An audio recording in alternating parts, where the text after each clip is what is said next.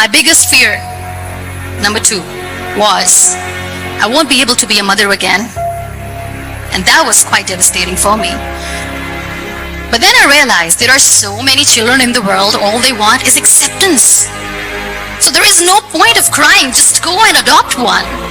And that's what I did. I gave my name in different organizations, different orphanages. I didn't mention that I'm on a wheelchair, dying to have a child.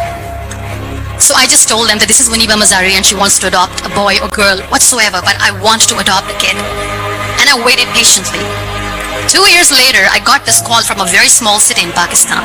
I got a call and they said, "Are you Muniba Mazari? There is a baby boy and would you like to adopt?" And when I say yes, I could literally feel the labor pain. I said, yes, I am going to adopt him. I am coming to take him home. And when I reached there, the man was sitting and he was looking at me from head to toe.